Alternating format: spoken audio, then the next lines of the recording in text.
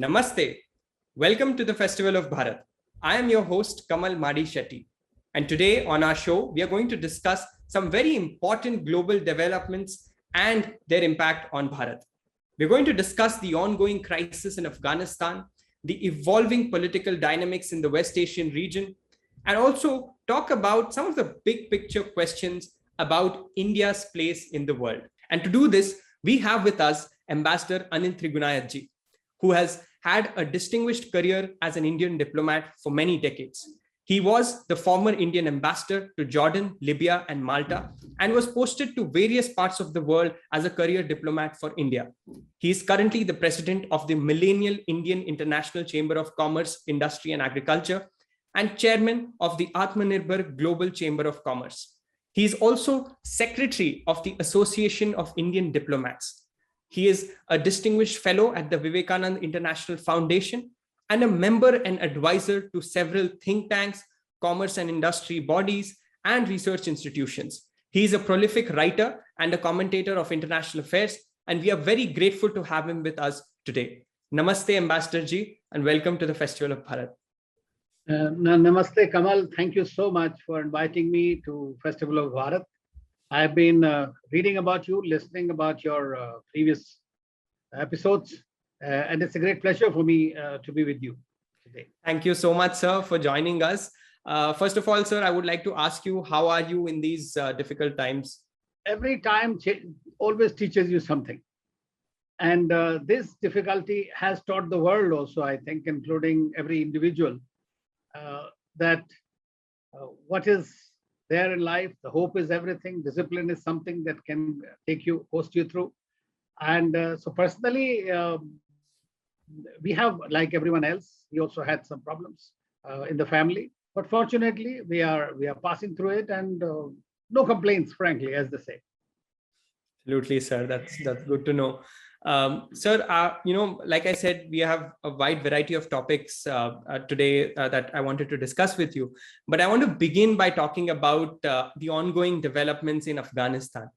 So much has happened, so much is being said about it. But the question that I want to begin with is about what this means for the world, and particularly the regional countries in this part of the world. What does the crisis in Afghanistan and the changes in Afghanistan mean for the various countries in this region, including India? Well, Kamal, at the outset, let me say that Afghanistan has always been one of the strategically most important regions. It is central to Central Asia, South Asia, as well as to the Middle East. And it has also been the graveyard of the empires, as it is called. So we have seen, if not from then, the first Afghan war, what happened, then what happened to the Soviets, we know, and then now the Americans. So virtually all these major big powers had to bite the dust in the difficult terrain of Afghanistan. If you recall, several years ago, about at least more than 2 decades ago, it was the Americans, along with Pakistan and Saudi Arabia and some other Gulf countries, had tried to prop up Mujahideens and Taliban in order to fight against the Soviet occupation. And the Taliban succeeded in eventually expelling the Soviets out of this. That was during the Cold War period. And subsequently, when 9/11 happened.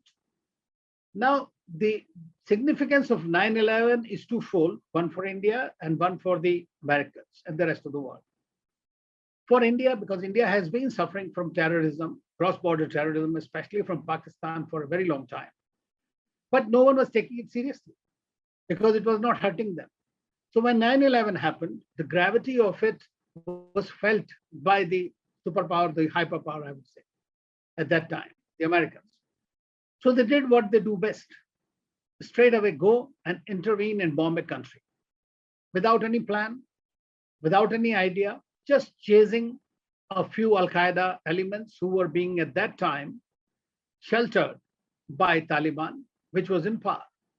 So from 1996 to 2001, we know Taliban was in power, and Taliban has been believing in a very purist, very strictest form of Sharia, the Islamic tenets, and many of the regressive medieval kind of philosophies and the religious way of living, in which women really had no role, democracy had no role, human rights could be violated. So that was the kind of thing, and we have seen the horrible scenes that happened during that period. And that is what created a big chaos in the situation after that. The another impact of that happened was in India, because a large number of refugees came to Pakistan. And since India-Pakistan relations have always been at crossroads, the Pakistan used those proxies and mercenaries for creating unrest in Jammu and Kashmir. So we saw the heightened incidences, prolonged incidents of terrorism against India, and extremism was growing all over. So from India's perspective, that is one of the very key reasons of which will explain to you India's hesitancy in engaging with Taliban during this period, because it felt that there is no good Taliban or bad Taliban. That is something that even the Americans, the Russians, Chinese, everybody believed. But a lot of them, because of political expediency, left that particular. But India stuck to it to a great extent and started helping the Afghans in the reconstruction of Afghanistan. Now, it is a very big difference, because you must have heard Joe Biden was trying to say that we were not there for nation building. We went there for counterterrorism, and that's where the key to all this mess lies, frankly.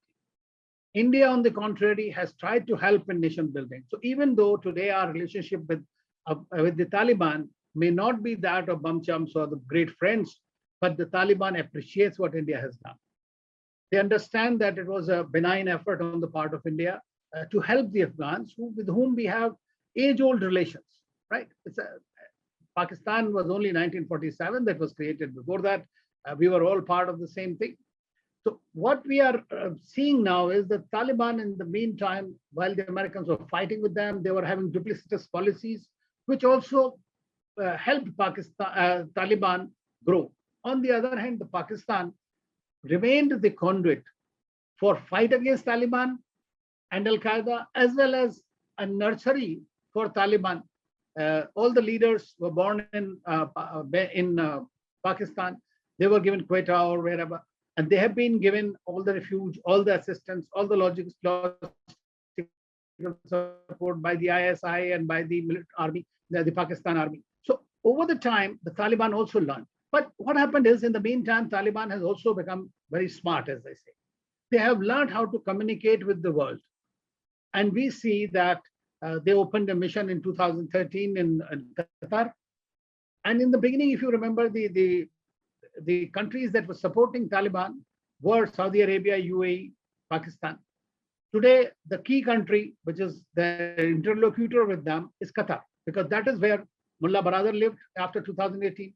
That is where all the negotiations have taken place with the Americans and the international community. So Doha Agreement was signed.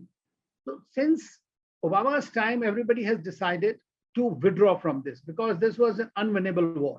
They have realized trillions of dollars have gone and several thousand people have died. Nothing has really happened, and the war continues. So they decided that this war on terror had served its end when they killed Osama bin Laden, and Americans decided to go back. Now, how to go back without losing your face? They had already done so in Vietnam, and the pictures are being compared today in the social media of Saigon and this. So Trump decided to sign an agreement with Taliban, keeping all the kind of their concerns that they will be allowed safe exit, there will be inclusive government, there'll be this and that and that. But the trust and Taliban are the two things that have not really matched very much, the actions and this. So nobody had seen how Taliban will be. But Taliban got the early on warnings that Americans are desperate to leave the country. So let us just try to occupy it. So in the meantime, what they were doing, the Afghan governments were continuously remaining fractured. There were problems with the other warlords or the groups within them, like Abdullah. Abdullah did not see eye to eye with Ashraf Ghani. Similarly, the previous president was not too good to do this thing. Similarly, warlords were not too happy. The Elders Council was not happy. And there was a lot of corruption going on. Americans, CIA and others decided to look the other way when the corruption was happening. There was demoralized army. There was no political leadership. There was no military leadership in the area. And therefore, we see what happened, that these regions of provinces or provincial capitals in Afghanistan fell without even a fight, like the pack of cards. And we have seen eventually they reached the Kabul, and that there was an utter intelligence failure. What happened? Because Americans were talking 3 months, 6 months, and all kinds of things. So it seemed to me that the Americans were dependent for their intelligence on the Pakistanis. And Pakistanis in this game played both the sides. And they have continued to, and always say that somehow you have to grant it to the Pakistani establishment that they have been able to encash their nuisance value with every major power all along. And they are doing so even now with China. So they, in the meantime, because they knew that the Americans were becoming more friendlier to India, and this was not going, despite the fact that Americans considered them as instrumental in solving the Afghan problem, they tried to bring in Chinese and the Russians into it and help them, and became their interlocutors as well. And also, of course, with Qatar. So today the situation is like this. The Taliban is very much there. It is a reality. Americans have already legitimized it by signing the Doha Agreement without keeping the Afghan government out. Chinese have hosted a very good Taliban delegation led by the Mullah brother, who's likely to be the president, next president. The Russians have been engaging with them in Troika talks and others, hosting Moscow talks and whatnot all the time. So they are the ones. So today on the ground, what happened is Americans, the Western countries, Indians, everybody has exited or are exiting their diplomatic presence from Afghanistan. But we are seeing that Russians and the Chinese are not only staying there, leave alone Pakistanis, but they are also being protected by the Taliban. And Taliban has improved a lot, I would say, in terms of the communications. Even in India, almost every channel I found Suhail Shaheen to be talking there, he became a household name. It was never the case earlier. We always looked at, and he was saying the right things that the international community wanted to listen. And so what we are seeing today is a Taliban which is media savvy and which knows how to rather leverage the concerns of the international community, which is divided, which is not united. And we have seen it, what happened in the UN Security Council discussions. So we'll see that how it plays out eventually, if Taliban is going to do what really says, right? Of course, and everybody, and one should not fool that it will be a Sharia-led government, it will be Islamic Emirate. They are not saying no to that. They are saying they will very much be there. But the women, the children, minorities, everybody will have to follow that diktat. Now, they will not be the only country in the world who will be following Sharia. I mean, most of the Islamic countries do follow Sharia one way or the other. And so this, but the Talibanization, which we call, is the extremes of it.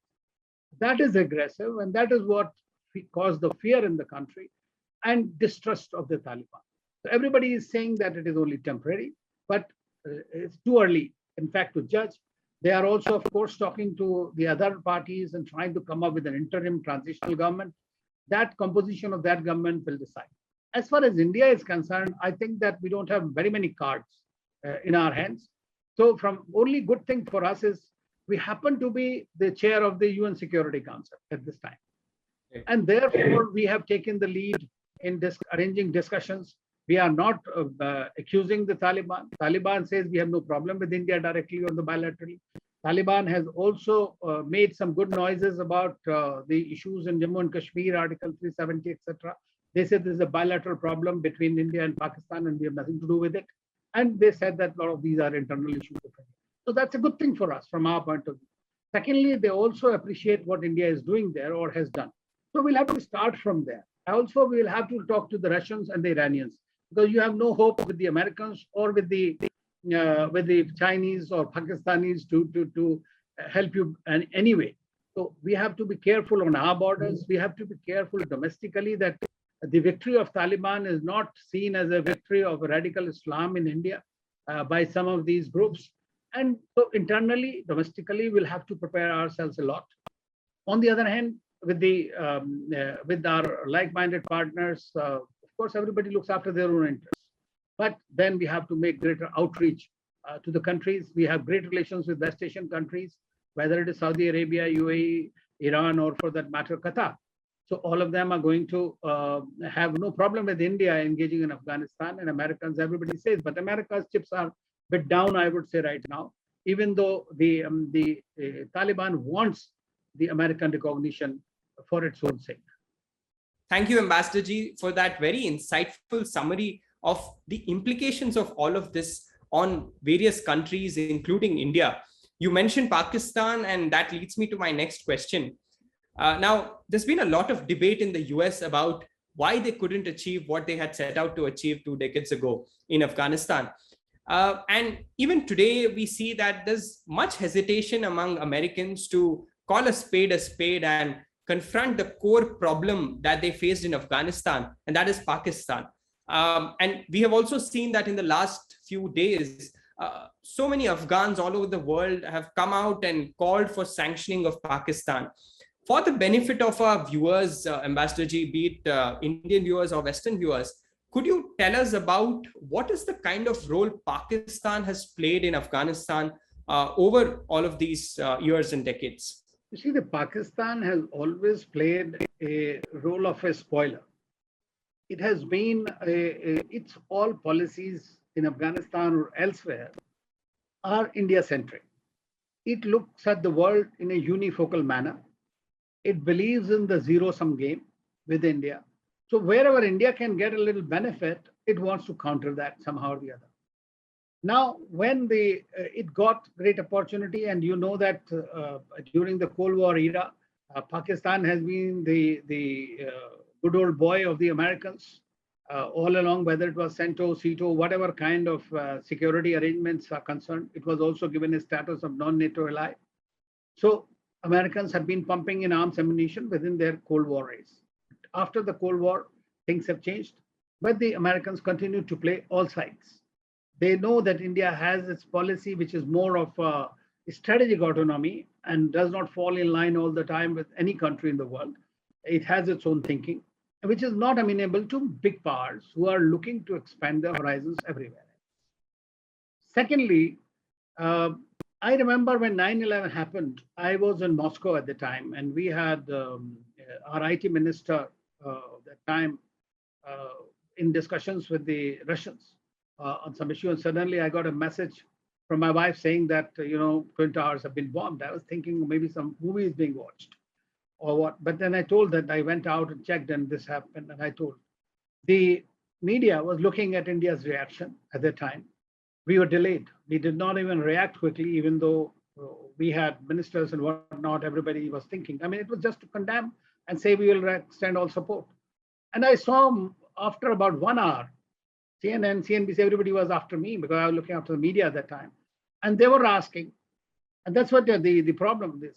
They were asking the Musharraf suddenly in his blue sweater sitting there and saying that a country that has been spawning terrorism all along, the country that has helped create Taliban, the country that has been funded to create Mujahideen and using terrorism all over India, comes up and he says we are there and fight against terrorism with the Americans, and they offered their place for Americans to go along, and that's then rest is history.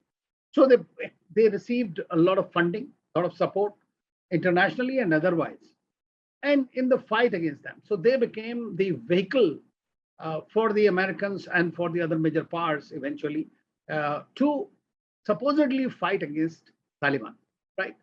On the other hand, you forget that they are the ones who really created Taliban. So they have always been keeping these leaders supported. They were providing them the guidance. Their army is very much in it. They have been fighting with them, embedded with them. So the world knows what they are doing. And that's what they were trying to tell the Americans, that, we are crucial. Because see, if you resolve a problem by being used of single-use plastic, then you are not going to be used again. And that has been the major Pakistani design, that they wanted to be remaining relevant to the Americans, to the Russians, to the Chinese. And that's why they've been playing this card that we hold the key to Taliban. If you want to go to Taliban, you have to go through the Pakistani door, Islamabad or Rawalpindi. And that's precisely they did. On the other hand, the Talibanis They've been hiding all over in different kind of a very difficult terrain, fighting everywhere.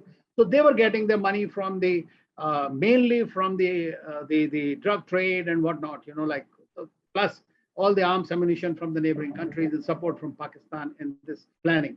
So Pakistan's role basically has been very negative. It is known, but it is kind of thing that they will be used. They have been used, and the Americans, even though just at the Central Asia meeting, which was held, they created another quartet. A quartet consists of 4 countries, that is USA, Pakistan, Afghanistan, and Uzbekistan. Right. So the Americans, even though they will tell you that they are great friends of India, they have their own strategic objectives, and they feel that their strategic objective can be served by Pakistan. And Pakistan did not want the Americans to leave quickly Afghanistan in any case, because that would have created, you don't throttle your own incoming help or assistance, which was coming, plus the support. But the Americans have over time realized that Pakistan is harboring terrorism, is the source of terrorism, is the fountain of terrorism, and they have understood the game. But then again, you are stuck. So finally, now they're out of it. Now let us see how the Americans will eventually play out. But today, the Chinese are the favorites, the Russians are the favorites, and they are continuing to work with them closely with Pakistan. Thank you, Ambassador Ji. And moving ahead, speaking about debates and perceptions in the West, one of the most misinformed ones that comes to mind is the one about India. Time and again, we see that there are many myopic and inaccurate readings of Indian domestic issues, be it political or social, by Western commentators. Recently, there was a Pew Research survey that actually debunked a lot of such misreadings. And this is something that you have written about as well. Can you tell us, Ambassador Ji, about what this survey exactly talked about and what did it reveal? Well, Kamal, the thing is that Western countries always wanted to look at India and other developing countries as forever developing. And India has many Singapores, as we say, but at the same time, we have our own problems of poverty, or problems of multiple religions. We also have had religious conflict sometimes. But the media only looks at the friction points. Otherwise, it's not a news.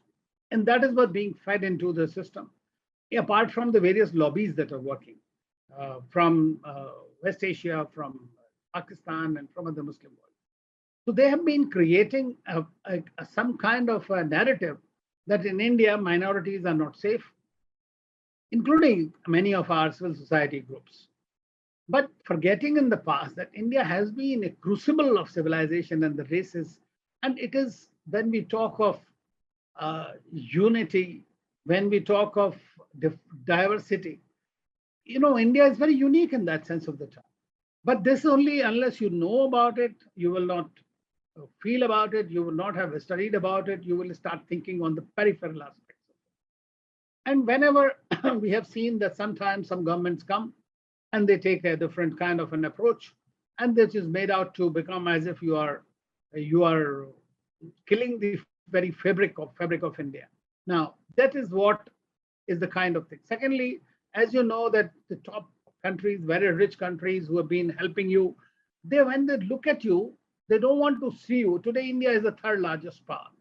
It is the 6th largest population in the world, right? So it counts there. It is claiming its rightful place at the same table on which the P5 countries sit. And so this is something that, so what can hurt you? What can hurt you is a poor impression of you, that you guys are fighting with each other. You can't tolerate Muslims, you can't tolerate Christians, you can't tolerate the other minorities, forgetting that all the minorities in the world, which you call them today, whenever they were persecuted, they came to India and India became their home, whether it is Jews, Parsis, or whatever. And they also forget that Islam and Christianity came to India much before it went to West Asia or to Europe. So they do just, the history is not their strong point, I would say. And therefore, it is very easy to make a narrative. For example, the democratic establishment in the USA will always pick on some of these issues, making them as human rights issues.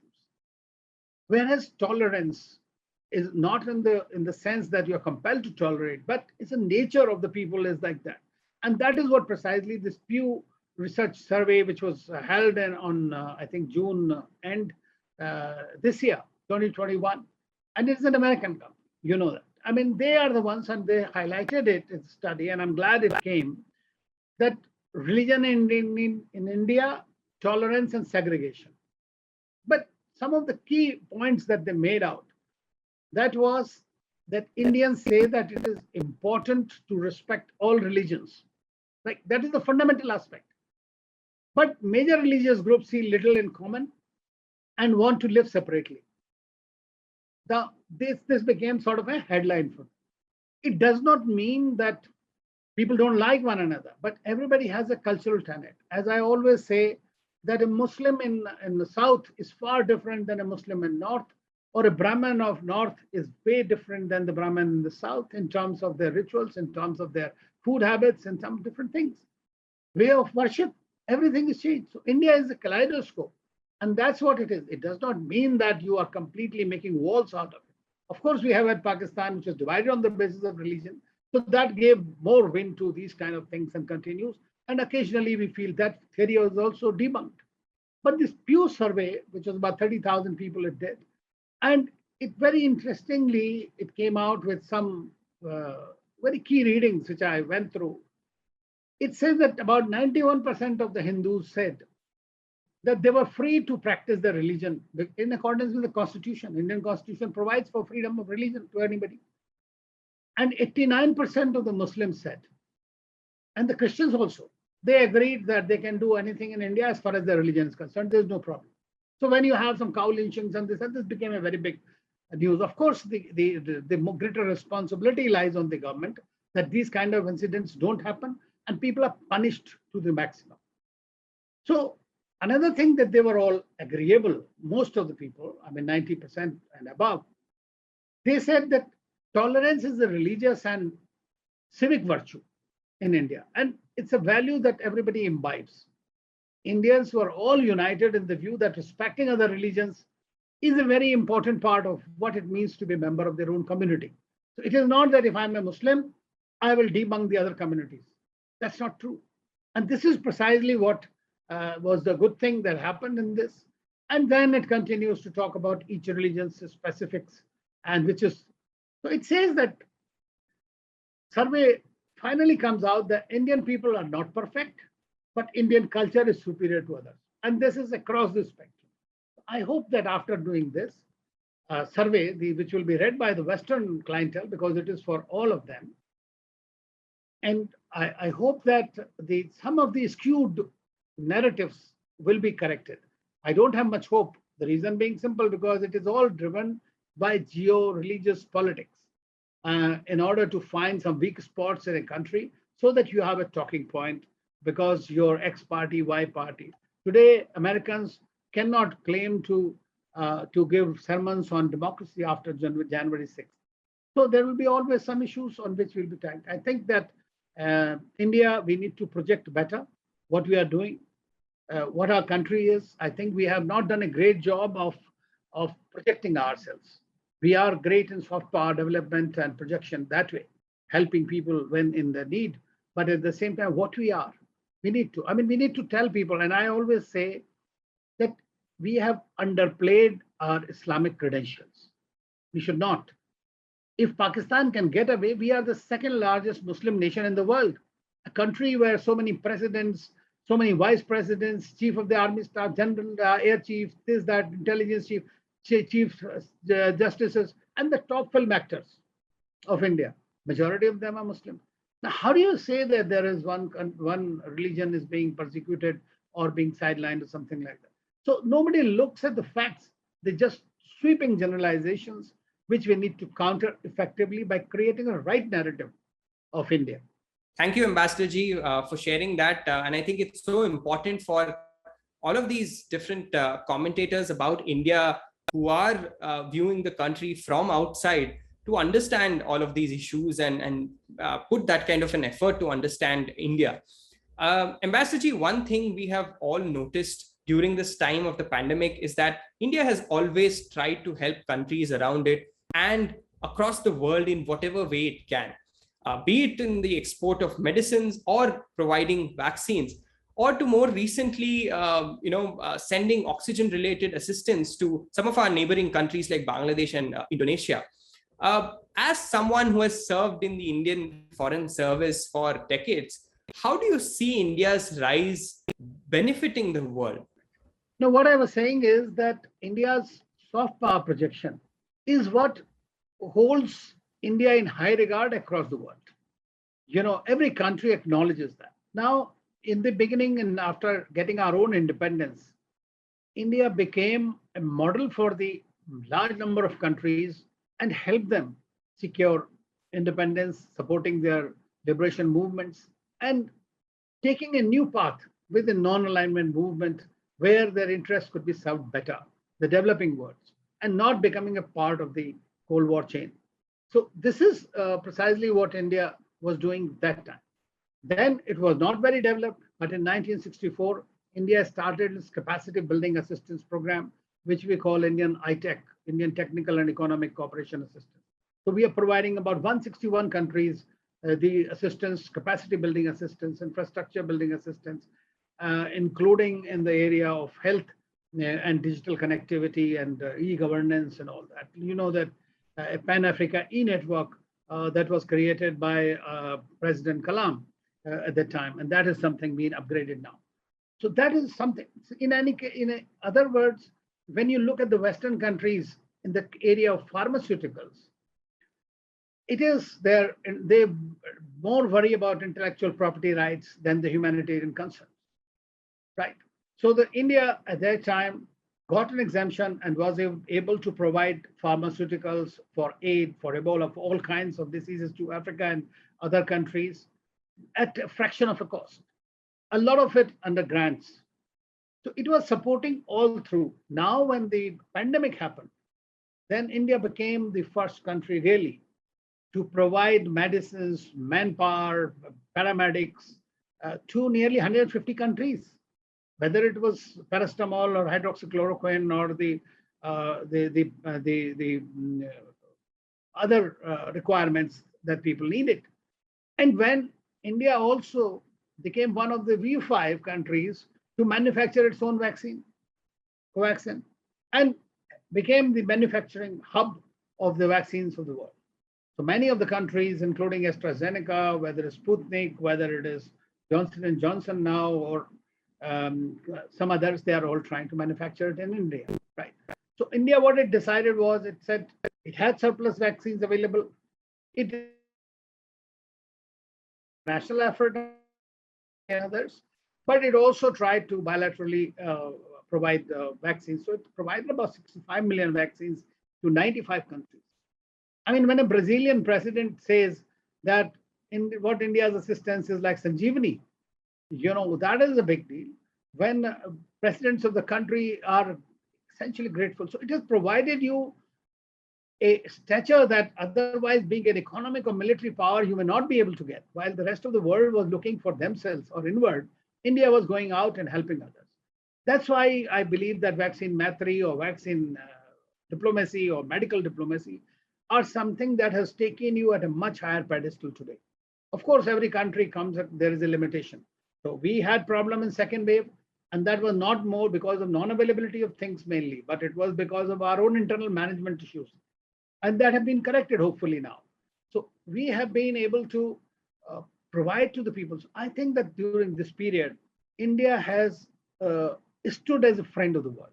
Not only we are able to provide assistance globally or have emerged as a first responder in the case of natural emergency in our neighborhood or Vande Bharat mission flights, evacuations from Yemen. So India has been doing these kind of things for a very long time. And it stands out in that, and without looking for anything in return. And that is the best part of it. So I think that it has created a very good profile for India. I mean, I'm not getting into the domestic politics because that will always be the case. People will always say it was wrong while India was suffering. You could have, but there are logical reasons for which you could not have used what you have already exported, because there is a shelf life for everything. But then that is politics. Let's leave it at that. Thank you, Ambassador Ji. And as they say, a friend in need is a friend indeed. And I think the way India has conducted itself during these difficult times goes to show the kind of power India is. And it is also rooted in our civilizational ethos, where we have always cared about the well-being and the welfare of the entire world. And that is something that we all like to strive towards. Speaking of India's external policies, again, sir, I want to ask you about India's policies towards Africa in particular.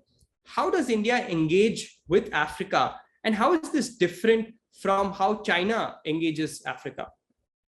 Well, as you know, that from the very beginning, after India's independence, India championed the cause of liberation of Africa, African states, from the bondage, colonial bondage, and assisted a very large number of countries. India stood for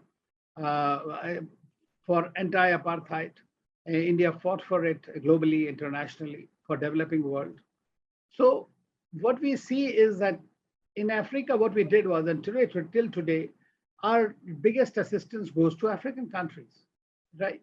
So whether it is capacity building assistance, infrastructure building assistance, whether it is solar mamas or the new technologies, which are called that affordable, accessible, and available to everybody. So they like it that way. We have tried to train a very large number of 50,000 odd scholarships every year are given to African countries. So our policy basically has been, I think, rooted in the idea of share and care. What we have, let us share with our friends. It has not been demanding any reciprocity in that sense. And it's also true of our neighborhood as well. So wherever we have tried to provide assistance, most of it is on the gratis basis for most countries, training their diplomats, training their technicians, training their doctors, nurses, education, and providing them facilities for studies in India and all that. This creates a kind of a constituency for India in those countries. Of course, we have to be careful of some of the problems that they face here sometimes, so some racial slurs and all that. That should be dealt with very severely, and I would like to convey that to our society, that we must learn to adapt, because in India itself, we have the whitest to the blackest people. So the color should not be the choice for dealing with anyone in that sense of the term. So our policy is basically, but I would say that it was a policy which was assisting, but we did not seem to have a concerted, well-defined policy. It was just policy of assistance to some extent, but strategically it was not there. Why? Because I say so. Because see, the African countries, their leaders used to come to India. We thought they're coming and we're giving them something and they're going back. They also expected that your leaders should travel to those countries, but we were not reciprocating that. Pandit Nehru in 1960s was the first and the only probably leader in many countries. Nobody ever went.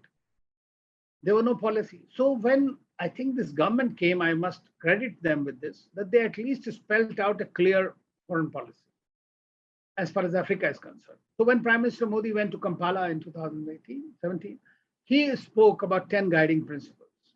Those 10 guiding principles, which we all know, apart from everything else, the essence of that is that Africa for Africans. Whatever Africans want, we will be able to help assist them if we can. It's not us telling them that this is what you need and so we give you. So secondly, the bigger deficit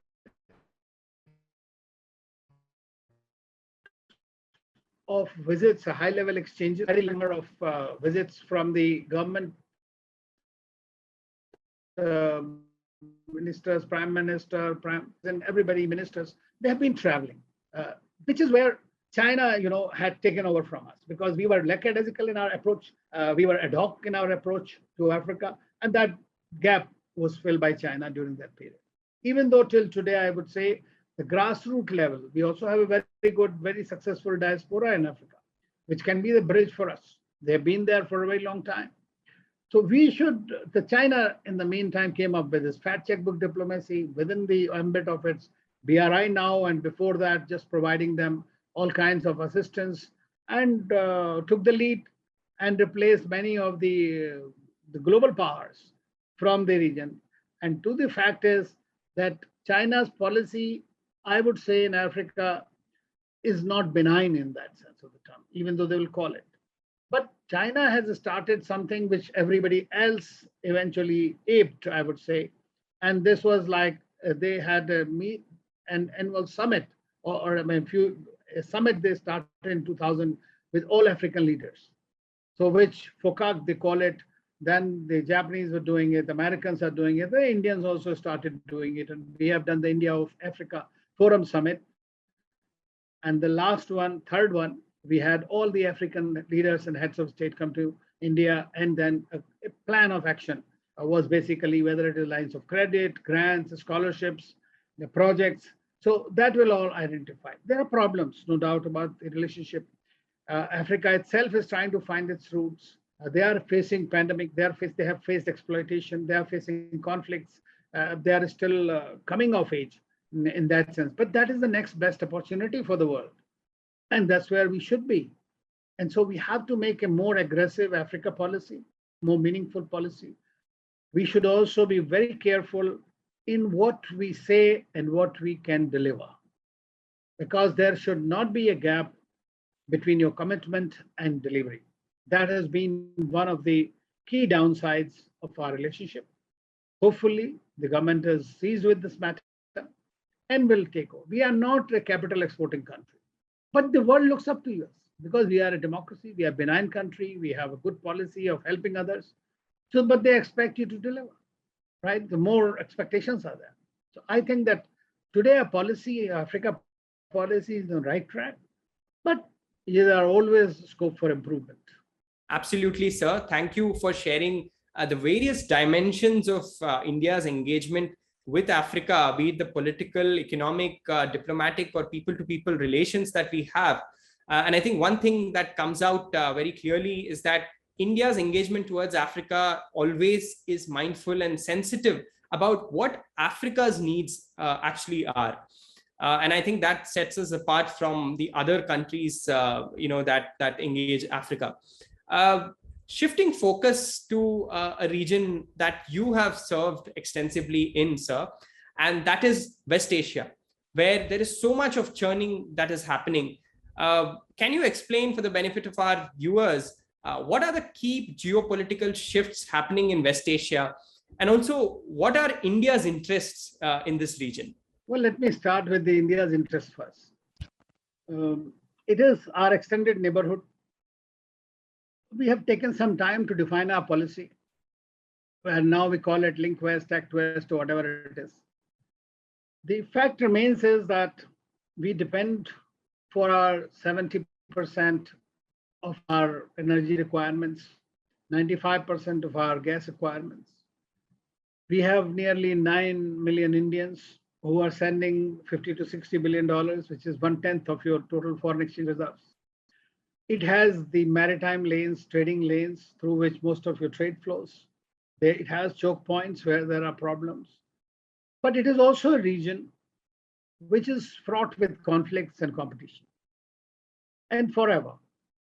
Now, India, in the meantime, what we have seen is, like Africa I talked about, in the Middle East, until about a few years ago, our policy was driven by their closeness to Pakistan.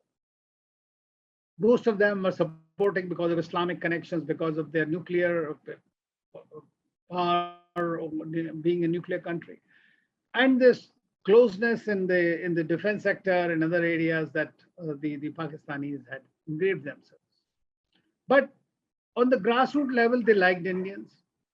They used to come to India, but once they became oil-rich economies, especially in the Gulf countries, we found that they were looking more towards West in the meantime. In the same image that I was away from you. I mean, you can just get up and go there, have coffee and come back. But we had a problem as far as our interactions were concerned. They were driven by a very different kind of strategic reasoning. Mrs. Indira Gandhi was the last one who had traveled. So when I was in Delhi and I looked after this region, I made it a point that we must go there and talk to them. And we had visits of former Prime Minister Manmohan Singh in 2008. to Oman, Qatar, and Saudi Arabia, which changed the complex of our relationship. For the first time, the Saudis agreed for the counterterrorism cooperation with India. It was not there until then. They did not recognize that. Then this government came to power. And I must say, when Prime Minister Modi had come, there was a lot of hesitation in the West Asian countries that India, because of his personal relationship with Netanyahu, would possibly be more inclined towards Israel at the expense of the Arabs and at the expense of the Palestinian cause which is central to any peace between Israel and Arab world or the whole world. I mean, basically, that's how they look at it. Fortunately, Prime Minister Modi was the one who broke the ice. He was the one who went to UAE 3 times. He's been Saudi, all the countries in the region. Relationship has moved from merely transactional to strategic now, because your cooperation in defense and security in the space, it has manifested in different dimensions. Terrorism used to be one of the taboos in our relationship. It is no longer so. We collaborate very extensively, whether intelligence collaboration or exchange or return of the fugitives. They have been the fastest to come by. We could not get the guy from Dominica till date, but it was so much easier to get people from UAE or Saudi Arabia in the recent times. Thirdly, they have realized India's potential and Pakistan's duplicity and terror connect. So that has changed the nature of our relationship with them. They are investing in India. Saudi Arabia has committed to invest about $100 billion, UAE about $75 billion. Now we are collaborating in new areas, whether it is artificial intelligence, whether in space or technology. So the relationship has moved, in my view, into a much higher orbit than it was before with nearly all countries in the region, because we are now being more proactive, right? So that's happened. But the region has been going through a churn itself. You have the Saudi-Iranian rivalry, which was also not only for geopolitical influence, but also the religious rivalry. You have Iran and Israel rivalry, which has been virtually, existential for both the countries in that sense of the term. They are indulging in mutually assured syndrome. You have multiple foreign powers working there. China has been expanding its footprint strongly in the region, or probably is going to be the biggest challenge for India in the region, both in the BRI perspective and as well as in the strategic domain. It is also close to Israel in the sense. And the Americans seem to be retracting from the region, even though they still have dozen-odd bases. And they have to look after Afghanistan from Qatar, where they have the biggest base. We have Saudi Arabia, which is changing its track, becoming more economically reformed. The Arab Spring in 10 years have changed the whole complex in the region. But the biggest threat to the region has been the previous administration, US administration's approach. And it has both the positives and the negatives. The negative was the withdrawal from the Iran nuclear deal, which made Iran rush for further nuclearization and crossing the thresholds, causing more fear in the region, and at times nearly a potential war erupting in the region. It could have, but just because of the Iranian, I would say, strategic passions, that it was averted at that time during Trump's year. But Trump did a good thing, and that good thing was that he tried to break the ice between the Arabs and the Israelis. Because, see, for the US foreign policy, security of Israel is paramount in the region. So it wanted to create, as it is itself distracted from the region and wanting to focus more on Indo-Pacific and its growing Chinese threat, it does not want to get embroiled in these smaller wars or problems that are happening in the region or the competition. So the Abraham Accords happened. That was one of his biggest contributions, or a foreign policy success, I would say, of Trump era, when with the UAE and Israel and Bahrain and Sudan and Morocco, it was able to normalize the relations.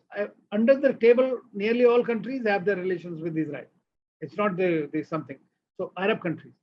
But then the Palestinian cause has been sidelined in the process, because most of the Arab countries, you will see, have really tired out of it now for that many years. So everybody thinks that they have to look at the security, they have to look at technology, they have to look at the new markets, access to close to America, if they have good relations with Israel, and so that's where this whole thing is happening. But what I am seeing an emergence of a very new thing, and that is the emergence of Turkey on the domain. Now, Turkey, which is also a NATO member and has been close to the West as well as to Russia, has been flexing its muscles under the current president. It wants to become the leader of the Islamic world in one way or the other, and wants to revive the Ottomanic dream. So it has become, its foreign policy has become far more interventionist. And the Arab Spring time, we also saw that the Qatar, the UAE, the Saudi Arabia, they also became far more interventionist. Today, Qatar is fighting the war in Yemen.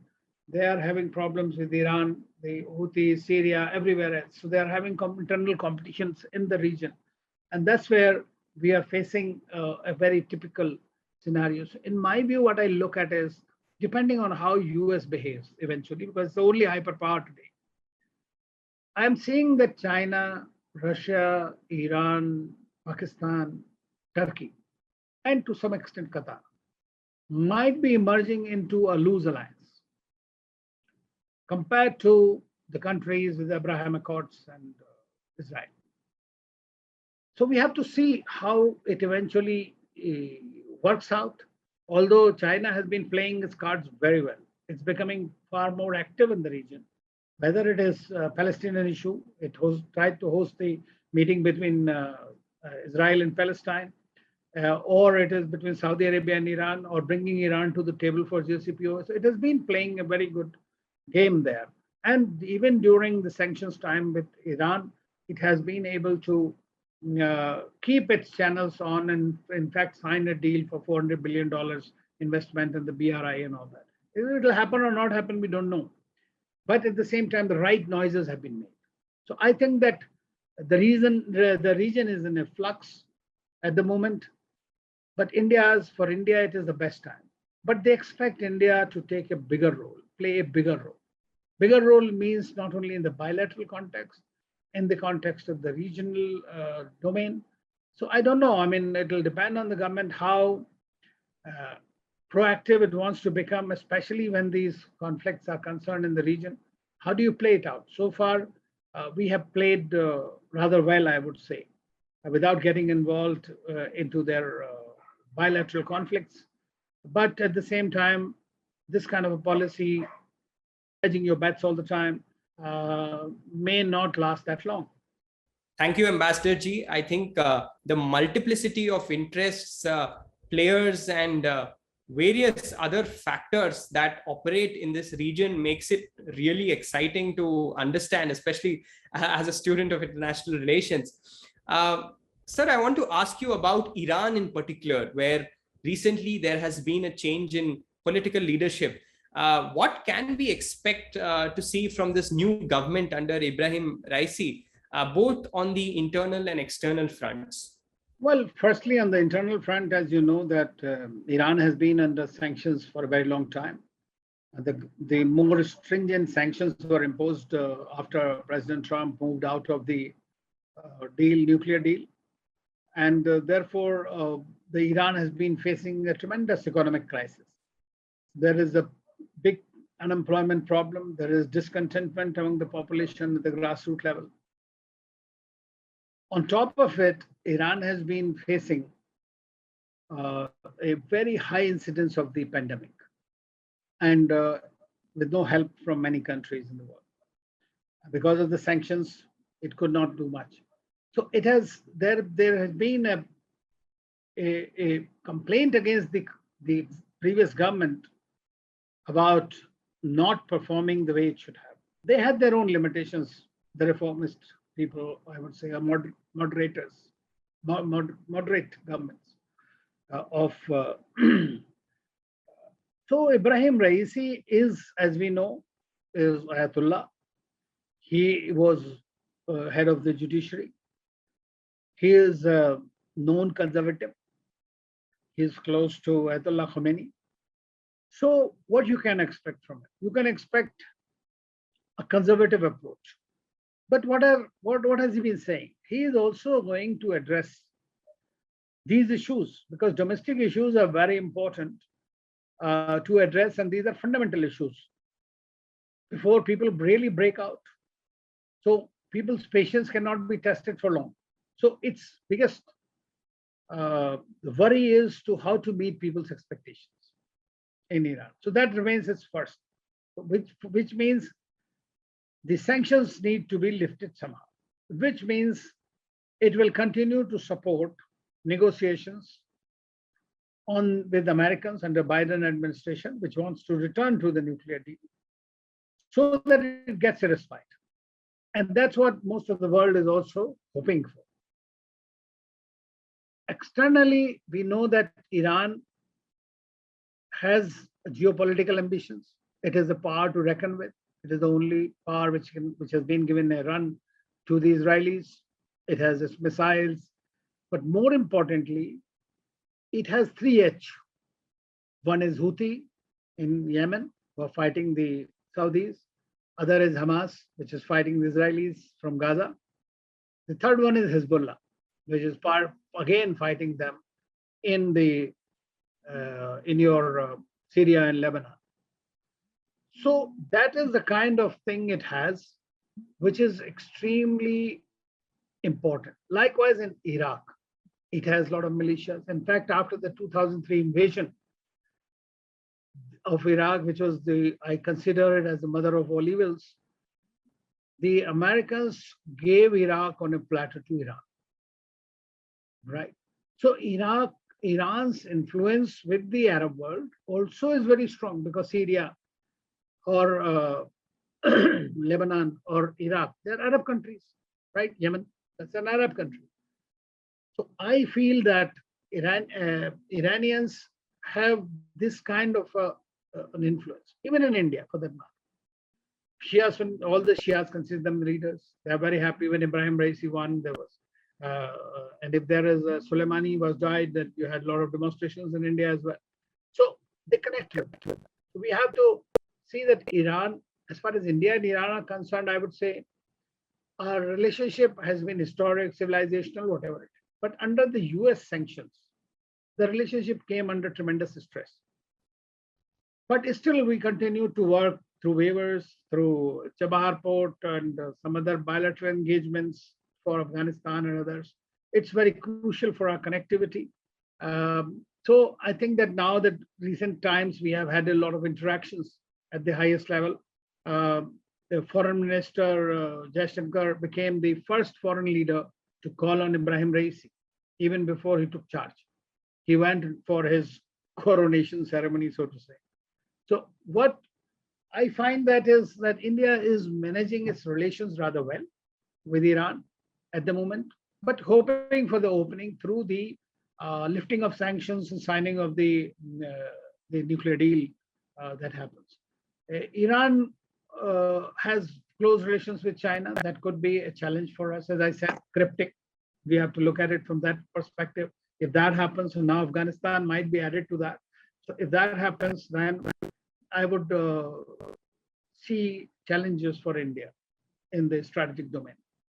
Very interesting, sir. Thank you for sharing that. So there's also been a new government in Israel, which is a very important strategic partner for India. And a very unusual coalition of political parties has come to power.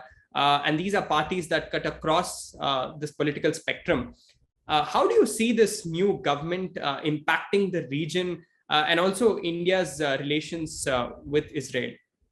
Well, as we know that this government, many people thought was a welcome change because of Netanyahu's very eloquent and very muscular policies in the region, which had alienated quite a few, but at the same time, he had his own downside as well. As far as personal relations are concerned, I would say that the relations between Netanyahu and Prime Minister Modi were very good. So from that perspective, our relations can be said to be excellent. On the other hand, the Israel's relations with India are truly strategic in many ways, especially because security is the basis of our Technology is the basis for our bilateral interaction and the friend. So in the last quarter century plus, the relationship has really moved in a highly strategic domain. So we are not worried whoever comes to power. In fact, if you'll remember, I was on the desk at the time in ministry when we upgraded our diplomatic ties with Israel in 1992. And at that time, the government was that of P.V. Narasimha Rao. We were congressmen. So across the spectrum, there is an acceptance in India and in Israel about the prominence of the relationship with India. So we don't feel the change of government there or here can have any impact. Of course, they would prefer India to be far more supportive public domain as far as Israel-Palestine issues are concerned, or Israel or Iranian issues are concerned. But India has maintained a new policy in vis-a-vis Palestine and Israel, and that is called de-hyphenation, which means we'll deal with each on the same terms, even though we continue to promote a two-state solution. We promote dialogue between the two sides, early resolution of the conflict, because that is central to peace in the region. And therefore, I think that this government's foreign policy, I would say there may not be a great change, but it might be tempered by virtue of its composition. Because see, there are all kinds of parties, including the Arab Party, RAM Party, which is part of this coalition. And their current survival is plank of anti-Netanyahu. That's it. So they are close to Americans. They are trying to woo the Jewish community back, which is the most powerful reason for the continued American engagement. They're maintaining good relations with the Russians. They have good relations with the Chinese. They're trying to go out in Africa as well. Plus, they are making an outreach to other countries in the region, except Iran is their major problem. And I think that'll be one thing that will decide on how things will eventually move, because they are not happy with the idea that Americans come back to the Biden administration. Thank you, sir. And my final question to you is about something that you've very recently written about, and that is India's relations with the UAE. We have seen that in recent years, there have been so many high-level visits from both sides. And we are also aware of the very strong and robust people-to-people ties that between these two countries. And can you tell us about how this relationship has strengthened over the last few years? Well, I think that in the whole of Middle East region, if you were to see that India-UAE relationship has a certain specialty about it. That is, I would say, not only that it is close, and not only because they are the third largest trading partner for transit, or they are investing in India, or a strategic partnership for that moment. I feel that UAE also is trying to change its worldview. And its worldview is that it sees itself as a major sort of a middle power. And in that context, it sees the relationship with Israel. It is far more aggressive in its foreign policy posturing, outreach, and it has considered the value of Indian relationship from their side as well. For example, I would say that you know about the Organization of Islamic Countries, which is called now OIC, Islamic Cooperation countries, 57 countries there. India is not a member. Pakistan considers it as fiefdom and carries forward whatever it wants to do. The UAE was the first country which invited former Foreign Minister Sushma Swaraj to come and to speak at the Foreign Ministers meeting of the OIC. Much against the wishes of the Pakistanis and their objections. He asked the Pakistanis, if you don't like it, don't come. But India Foreign Minister went there and she spoke. That shows that they wanted to show. Secondly, another thing that is happening in this country is that it is not a religious leader, right? like Saudis, like the Iranians, like the Turks and all. What it has is, it is trying to reap the benefits of its tolerance. It is trying to promote a new secular alternative to religion in the global parlance. It has become peace summits it's holding, World Tolerance Summit. It is hosting Hope. It is giving land for temple when Prime Minister Modi goes there for India. So it is becoming far more open to the rest of the world to keep its edge, not only as a financial capital, but as a go-to country. Because Saudi Arabia is also simultaneously developing there's a much, much bigger economy. And so that's an internal competition there, possibly, like NEOM City and all those big projects and the reform program, Vision 2030. So it's looking at the competition within the region and the new world that is going to happen with the AI-driven others. I mean, it launches a satellite, a small, for Mars Explorer or go to space. It has become the first country. It is welcoming all the talent from the world. So from India, it sees that not only a very big market, a reliable market, a benign power, a reliable friend. And I can say that India can count on UAE as well. One more thing I would like to say is that when we had Pulwama or Balakot, Saudi Arabia, UAE, and other Muslim countries did not intervene, did not utter a word except Iran and Turkey. There were only two who spoke against it. Rest of them said it was an internal matter of India. They realized that Pakistan was involved in the terrorist activities, and they gave them some gyan in that sense of the term. So I think that this is a change that is very important in our relationship, and we need to nurture that relationship. Now with the Abraham Accords, a new dimension has opened up for a trilateral cooperation among ourselves and in third countries, maybe in Africa, agriculture and all those different areas. Whether it's technology, somebody has written and he says that it has a potential of about $30 billion benefit out of this collaborative partnerships. So we have to see how it moves eventually. But these are really interesting times. And the countries, the leaders, all these countries have new governments or younger leaders. So it is time that they remain invested in India to the extent, and India remains engaged with them, because I personally feel that in many ways, the West Asian region is even more important than our immediate neighbor. Thank you so much, sir. Like you said, the relationship between India and UAE, it is so important. And some of these developments that you have discussed, be it UAE's efforts in science and technology cooperation with India, or the establishment of a Hindu temple in the UAE. I think these are very encouraging signs, and I hope we see more and more of that.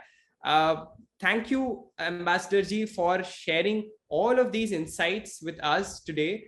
It has been a thoroughly enriching conversation, and I think we've covered a wide variety of issues and also a wide variety of geographies today. Thank you so much, sir, for joining us. Thank you. Thank you, Kamal. It's been a pleasure. All the best. Thank you, sir. And to our viewers, I would like to request you, please do share our videos, because you will be amplifying our voice by doing that. And subscribe to both our channels, Citti Media and the Festival of Bharat. And do share your comments in the comment section. We would love to hear from you. And we will be back with another such fascinating conversation. Until then, take care. Namaste.